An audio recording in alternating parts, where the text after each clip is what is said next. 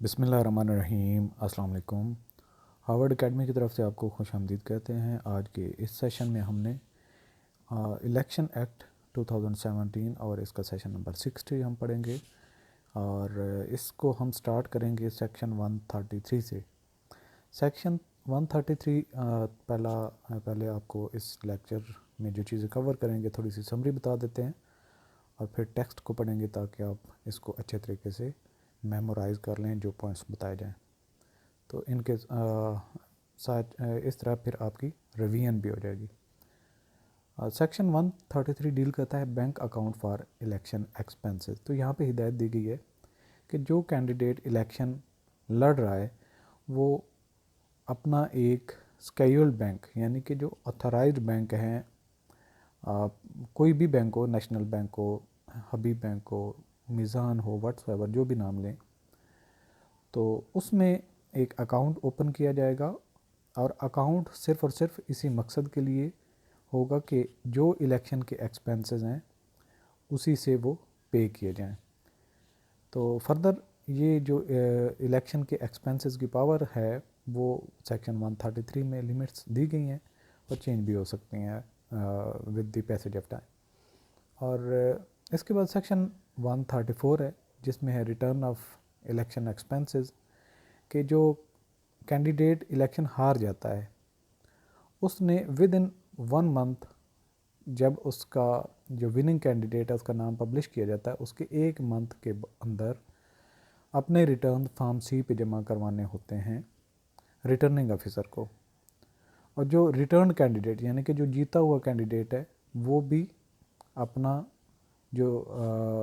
होंगे रिटर्न्स यानी कि रिटर्न ऑफ इलेक्शन एक्सपेंसेस वो भी फॉर्म सी पे ही जमा करवाएगा। और इसके बाद जो इलेक्शन के एक्सपेंसेस की एक रिटर्न जमा करवाई जाती है रिटर्न ऑफिसर को, फिर वो भेज दी जाती है कमीशन को, इलेक्शन कमीशन ऑफ पाकिस्तान को। तो वो फिर ओपन रहती है तकरीबन 1 साल तक कि उसको फ़ी पे करने के बाद कोई भी इंस्पेक्ट करना चाहे तो उसकी कापी ले सकता है। अच्छा, इसके बाद सेक्शन नंबर 136 आ जाता है action relating to election expenses कि कमीशन के लिए हिदायत दी गई हैं कि वो 90 दिन यानी कि जब उसको रिटर्न भेजने का कहा जाता है या जो एक्सपेंसेस उन्होंने किए होते हैं इंकर, तो उनकी स्टेटमेंट सबमिशन के बाद 3 महीने का पीरियड होता है कि उसको वो स्क्रूटनाइज़ करे। अगर 3 महीने में स्क्रूटनाइज नहीं किया जाता तो यही मतलब समझा जाएगा कि उसमें कोई ऑब्जेक्शन नहीं था और वो एक्सेप्ट हो चुका है। और अगर कोई रिटर्न जमा नहीं करवाता तो उसके ख़िलाफ़ फिर जो है रिटर्निंग ऑफिसर उसको नोटिस पब्लिश करता है और उससे जो है वो कहा जाता है कि अगर रिटर्न जमा नहीं करवाई जाएगी तो आप वजह बताएं कि क्यों आपके ख़िलाफ़ एक्शन ना लिया जाए। और फिर जो है कैंडिडेट अपनी एक माजरत या एक जो कंडोनेशन है वो भी जमा करवाएगा, साथ में रिटर्न भी जमा करवाएगा और इलेक्शन कमीशन जो है वो उसकी जो कंडोनेशन है उसको एक्सेप्ट करता है और उसकी रिटर्न को ले लेता है अगर वजह रीज़नेबल हो। अगर वजह रीज़नेबल ना हो तो उसके ख़िलाफ़ एक्शन भी इनिशिएट हो सकता है और इसके लिए गवर्नमेंट का कोई भी ऑफिसर जो है जिसको कमीशन हिदायत दे उसके ख़िलाफ़ जो है वो कंप्लेन कर सकता है और उस कंप्लेन पे आगे एक्शन हो। तो ये एक करप्ट प्रैक्टिसेस हैं। अगर आपको रिटर्न जमा नहीं करवाते ये करप्ट प्रैक्टिसेस में आएगा। और अगर कोई रिटर्न जो है वो बिला वजह जो है ज़्यादा एक्सपेंसेस कर देता है या फिर वो विद इन टाइम नहीं सबमिट करता तो इसको इलीगल प्रैक्टिसेस में कंसीडर किया जाएगा। तो ये होगा आज की हमारे इस लेक्चर की समरी। तो अब हम इसके टेक्स्ट को 1 बाय 1 कवर करते जाते हैं ताकि आपको जो भी पॉइंट्स हों नोट करते जाएं और हम भी उसको हाईलाइट करते जाएंगे। तो section 133 sub section 1, the purpose of his election expenses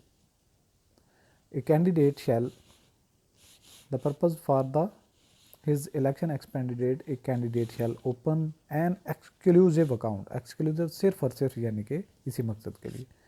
with any branch of the scheduled bank before the fixed date for scrutiny of nomination, यानी कि जो डॉक्यूमेंट्स नॉमिनेशन के लिए पेपर जमा करवाए जाते हैं इलेक्शन लड़ने के लिए, उनकी स्क्रूटनी से पहले वो अपना अकाउंट बनवा लेंगे, ओपन कर लेंगे। एंड मेंटेन और call to be maintain register of receipts and expenditure, और एक अपना रजिस्टर भी मेंटेन करेंगे जिसमें फ़ंड्स की आने जाने की सारी डिटेल होगी, कितने खर्चे हो रहे हैं, कितनी वसूलियाँ हो रही हैं, व्हाट्सएवर, और उनका सोर्स क्या था। अच्छा, ताकि सोर्स का बाद में पता हो सके कोई इलीगल प्रैक्टिस से बचने के लिए। Subsequent to a candidate shall not make any transaction towards the election expenses through an account other than the account opened for the purpose, कि कोई भी जो एक्सपेंसेस होंगे उनकी पेमेंट वगैरह जो है वो सिर्फ़ और सिर्फ ये जो अकाउंट ओपन किया गया होगा उसी से की जाएगी, कोई दूसरा अकाउंट यूज़ नहीं किया जाएगा। Subsection 3, a candidate may open the bank account for election expenses with an amount not exceeding the limit of financial expenses provided under section 132 की लिमिट्स के मुताबिक एक्सपेंडिचर किए जाएंगे। Section number 134, return of election expenses के जो election expenses हैं उनकी summary जो है वो जमा करवानी है, वो उसके मुतालिक है ये सेक्शन। ये कंटेस्टिंग कैंडिडेट यानी कि जो इलेक्शन लड़ रहा है other than the return candidate कौन होता है, जो जीता हुआ हो election, shall submit the return of his election expenses on form C, तो किस पे वो जमा करवाएगा अपने रिटर्न की डिटेल, फॉर्म सी के ऊपर। जब हम ये अपना पूरा कोर्स ख़त्म कर होंगे तो उसके बाद हम फॉर्म्स पे भी जाएंगे और देखेंगे कि ये किस मकसद के लिए यूज़ होता है, तो फॉर्म सी पे भी हम बात करेंगे। विद इन 30 डेज, टाइम दिया गया है 30 डेज़ का, of the publication of the name of return candidate, यानी कि जो जीता हुआ उम्मीदवार है उसका जब नाम पब्लिकेशन में आ जाएगा, पब्लिश कर दिया जाएगा ये जीत चुका है, उसके 1 महीने का टाइम होता है जो कंटेस्टिंग कैंडिडेट उम्मीदवार जो बाकी जितने भी होते हैं उसके मुकाबले में उन्होंने भी अपनी जो एक्सपेंसेस हैं उनकी रिटर्न जमा करवानी होती है। इसके बाद सब सेक्शन 2 है the return of election expenses of the return candidate and contesting candidate shall be submitted to the returning officer on form C, तो ये भेजी किसको जाएगी, रिटर्निंग ऑफिसर को, किस पे, फॉर्म सी पे, भले वो जीता है भले कोई वो हारा है।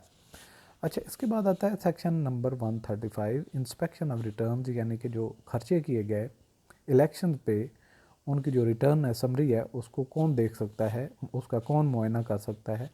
Immediately on receipt the return and document submitted under sub section number 134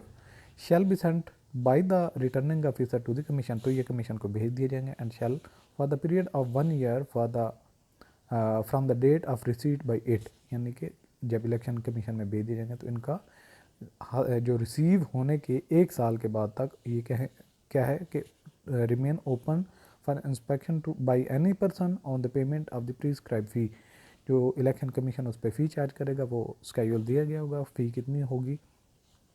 तो कोई भी जो इंस्पेक्शन करना चाहता है उसकी फ़ी पे करने के बाद उसको इंस्पेक्ट कर सकता है, उसका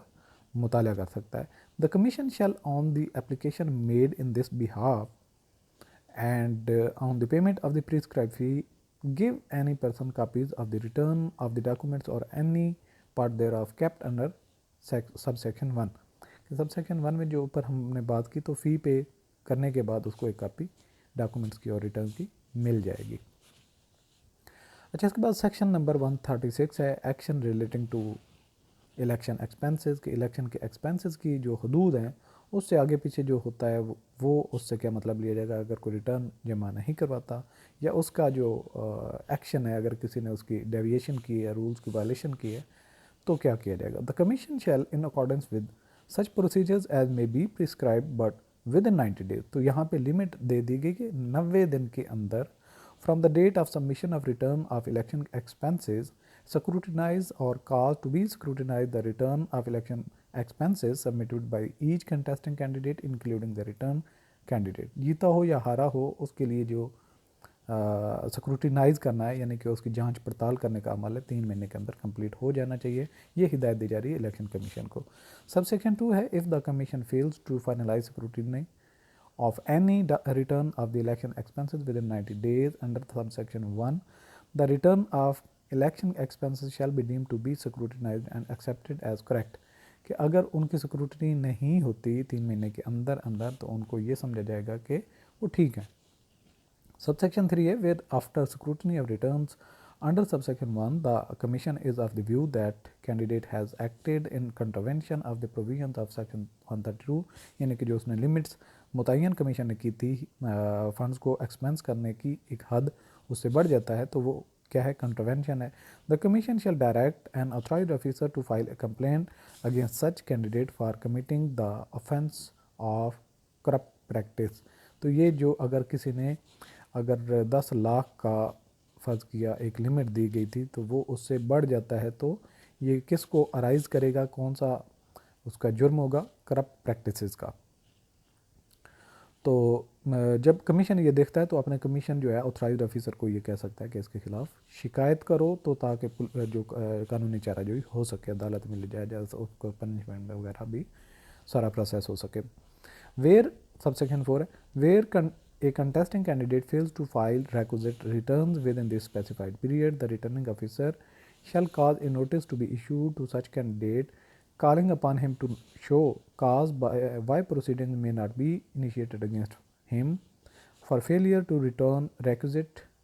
returns, and if despite service of notice he does not comply with the provisions of section 134, the returning officer shall report the matter to the commission. और यहाँ पे रिटर्निंग ऑफिसर जो है विद इन जो टाइम दिया गया था 1 month का, उसमें वो रिटर्न जमा नहीं करवाता, तो रिटर्निंग ऑफिसर जो है वो उसको एक नोटिस भेजेगा और कहेगा कि आप इसकी जवाब में बताएं कि आपके खिलाफ कानूनी चाराजोई क्यों नहीं होनी चाहिए. इसके बाद सब सेक्शन 5 है, on the receipt of report under sub section 4 the commission shall issue notice calling upon the candidate to show cause as to why complaint may not be filed against him for failure to file the requisite return. ये जो commission को भी ये copy गई होगी, commission भी उससे पूछेगा कि बताओ कि तुम्हारे खिलाफ एक्शन क्यों नहीं होना चाहिए, वजह बताओ और क्यों ये डिले हुई. 6 नंबर पे सब सेक्शन जो है, द कैंडिडेट में file an application of for condonation of the delay in filing the return along with the return, and the commission में condone the delay if it is satisfied that such failure was made in good faith due to circumstances beyond the control of the candidate and accept the return. यानी कि अगर वो उस delay के जवाब में वो कंडोनेशन का एक सर्टिफिकेट विद रिटर्न भेजता और बताता है कि ये वजह थी, जो कि उसके बस की बात नहीं थी कि ये सारी मतलब उसने जो स्टेटमेंट वगैरह बैंक से लेनी थी, बैंक ने डिले कर दी, बैंक डाउन रहा, सिस्टम डाउन रहा, व्हाट्सएवर जो भी वजह होती है, तो उस वजह से वो अपनी सफाई देगा और उसको एक्सेप्ट कर लेगा कमीशन, अगर वो लॉजिकल हुई, और उसके रिटर्न को भी एक्सेप्ट कर लेगा. सबसेक्शन 7 है, in the case of rejection of application for condonation of delay under subsection 6 the commission shall direct the authorised officer to file complaint against the candidate for committing offence of illegal practice. अगर इस तरीके से जो उसने वजह बताई वो ऐसी लॉजिकल नहीं थी, उससे ज़ाहिर होता था कि उसने जानबूझ के उसको अहमियत नहीं दी, तो फिर वो कमीशन अपने किसी ऑथराइज्ड ऑफिसर को कहेगा कि इसके खिलाफ कंप्लेंट करवाएं इलीगल प्रैक्टिस की, ताकि फिर आगे इसकी कानूनी तरीके से इसको हैंडल किया जा सके. ये था आज का हमारा लेक्चर. Thanks for watching. अल्लाह हाफ़िज़.